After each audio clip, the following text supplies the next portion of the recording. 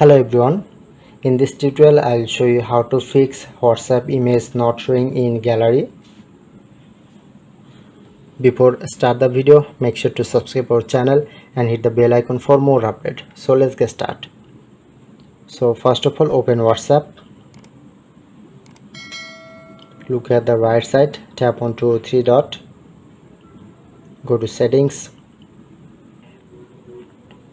click onto chat option,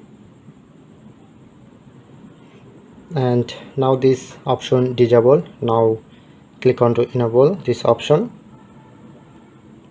and go back,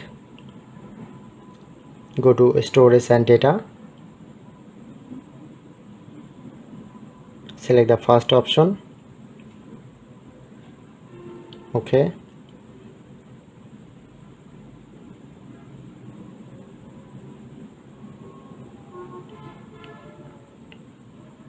Okay, now done.